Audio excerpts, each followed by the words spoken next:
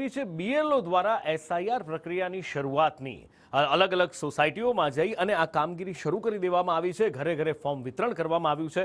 5,50,000 કરતાં વધુ બીએલઓને આ કામ સોંપવામાં આવ્યું છે। જિલ્લાના 62,59,000 મતદારોને એમ્યુનરેશન ફોર્મ આપવામાં આવશે। એસઆઈઆર પ્રક્રિયા આવનાર 4 ડિસેમ્બર સુધી ચાલશે।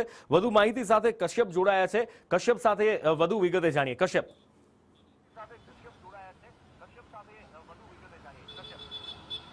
આજથી રાજ્યમાં એસઆઈઆરની કામગીરી છે તેનો પ્રારંભ કરવામાં આવ્યો છે અને 2 તબક્કામાં આ કામગીરી છે તે નુપુર ચલાવવામાં આવશે। 5,43,00,000થી વધારે જે રાજ્યના મતદારો છે તેનું વેરિફિકેશન આ પ્રક્રિયા દરમિયાન કરવામાં આવશે અને આ મતદારો જે છે તેને A થી F એટલે કે અલગ અલગ 6 તબક્કામાં આ મતદારો છે તેને ડિવાઈડ કરવામાં આવશે। જો કોઈ પણ વ્યક્તિ દ્વારા ખોટી માહિતી આપવામાં આવી તો તેની સામે કડક કાર્યવાહી છે તે કરવા માટે થઈને પણ તૈયારી જે છે તે બતાડવામાં આવી છે। તો બીજી તરફ જે 2 જગ્યાઓ ઉપર મતદારો હશે અથવા તો જે મતદારોના મૃત્યુ થઈ ગયા હશે તેમને આ યાદીમાંથી હટાવવામાં આવશે। હાલની જે મતદાર યાદી છે તેને 2002ની મતદાર યાદી છે તેની સાથે સરખાવવામાં આવશે। આથી 56,600થી વધારે બીએલઓ જે છે તેણે આ કામગીરીનો પ્રારંભ આજથી કરી દીધો છે અને આ 2 તબક્કામાં કામગીરી પૂર્ણ કરવા માટે થઈને તમામ બીએલઓને સૂચના આપવામાં આવી છે। સાથે જ મતદારોને એ અધિકાર આપવામાં આવ્યો છે કે ડિજિટલી તે પોતાની માહિતી જે છે તે પણ